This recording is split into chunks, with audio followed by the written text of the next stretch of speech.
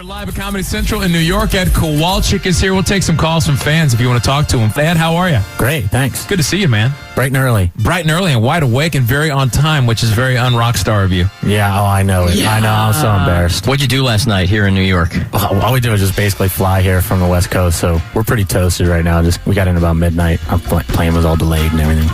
This is the kind of town, though, that you just feel like you're sitting in your hotel room at 8 o'clock, 9 o'clock. Like, I can't just waste the evening. There's too much to do.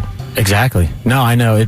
It was hard, but we had to get to bed like good boys for the morning shows. You know, Ed, this is unusual. The last two times we've seen you, Music Midtown and then back with the Counting Crows, you had Dennis Rodman joined to the hip. Mm-hmm. Where is Rodman this morning? I'm sure he's recovering in Vegas because my brother's there with him right now. They had some big party there this weekend. I skipped it. I just convalesced in my bed for 2 days. We just came back from a 10-day tour of doing promotion in Europe, and then before that we were in Brazil.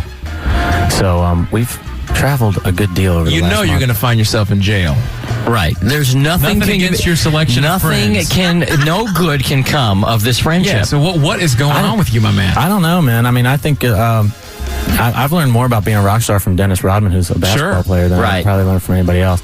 He's harmless. I mean, he doesn't. A lot of this stuff gets blown up. I mean, how about the latest story? Last week, goes into Hooters, sprays everybody with the fire extinguisher. I talked to someone who was there, and that was totally like he kind of pulled it off, sprayed it. It was like not that big a deal. It wasn't like he flooded the place with foam or something. But when I read about it in L.A., I'm like, oh my God, nah. Were you at his birthday party when he helicoptered himself in a few weeks, a couple months ago? Oh, you played that? We played there.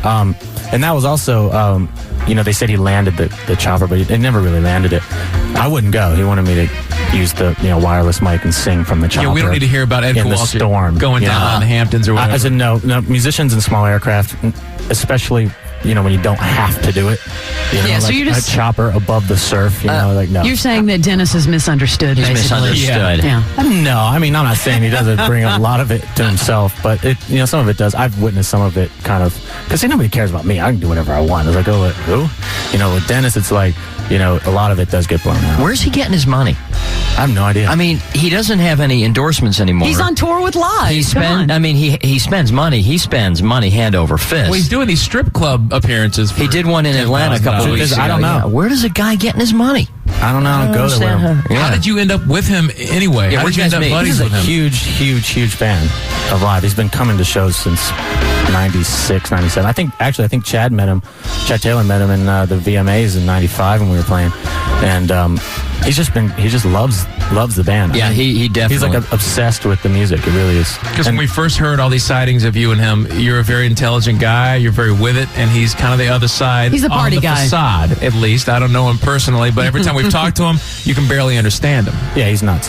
But I guess I'm a little bit of a Jekyll and Hyde character. I bring a certain serious intensity to my music and stuff, but I like to cut loose. It seems like guys, more than women, will have various sectors of friends that provide them entertainment in whatever. Women are pretty consistent with the types of friends they have. Guys, every guy's got their nut friend. Every guy's got their conservative friend. They're this friend, they're that friend that provides for them what they need at that time. You know what I mean? Yeah, he fills in a small void, it seems, in your life. True, but I would say my nut friend is probably our bass player, Patrick, then. More than Rodman? At times, yeah. Now, see, that's scary. Patrick's got a wild side. That is scary. It is so intense live, and I remember even seeing you back at Georgia Tech on this little private concert that we stumbled upon. Yeah. Just one afternoon, I was driving by and I hear this. I'm like, tell me that's a really good cover band or Live is playing over there. And we just pulled over and I was like, oh my God, there's What was it? What was that show? They had rented you or Like something. a college I remember that. tour. Yeah. A lot of people come to me and tell me about that show. It was just the most random day ever. Yeah. Saturday about 3 o'clock. During the day. Really? Yeah. That's strange. But do you just zone out into another world? Because you look like you are attacking the microphone. I mean, you just like all You're focused very on different on stage than off stage. Oh, totally. It's like almost, that's the Jekyll and Hyde almost. It is, yeah. It's like it's just something that, I think the lyric that I bring to it is like something on stage. I just feel like it can't just be sort of like spoken. It can't be sort of just like sung even. It has to be a sort of combination of screaming and singing and intensity. It's just because it just draws it out of me. The lyric really just draws it out of me. Without further ado, live in studio, this is Ed Kowalczyk on 99X. Yeah. Kowalczyk. That's cool. That achieved a goosebump factor over here. Absolutely. That really did. That was really cool. Thank you. Is your family musical? Your dad or mom, or are you the first one to pick up a guitar? They're big music fans, but they're, I grew up like tons of music in the house, the Beatles all the time and Cat Stevens, all that stuff. And so they're not really like, my mom plays the little piano. My dad's a good singer, but they're not like, nothing like what my brother and I have become, or have done with it. What did they think you were going to do with your life?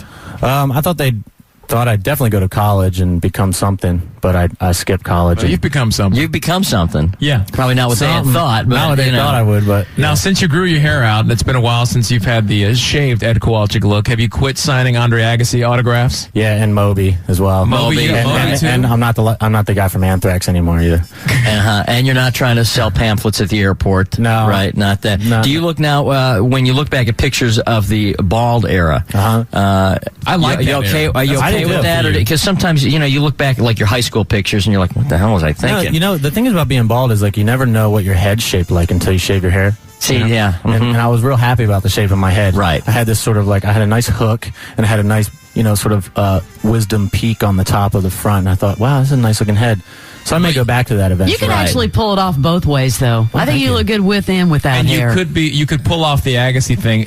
It's striking how close you It guys is look weird, alike. isn't it? Yeah, I was watching, I remember the first time I ever heard that, said I was watching him playing some tournament, and it was like 1995, and, the guy, like the NBC, like, commentator goes, man, Andre's really trying to look like the guy from Live more and more every day, like, I think he had just shaved his head. And I thought, that doesn't look like me, and anyway. Have you ever met him? No. But that's a pretty big compliment when they're saying that Andre Agassi, I one know, of I the biggest just look like actors you. in the world, I wants to was look like- like the guy from Live. I think it was just because I shaved my head first, maybe. And maybe the guy was a fan. He was probably like, Could have been. That could have Be been. like trying to Ed hook me up Kowalczyk. there. So-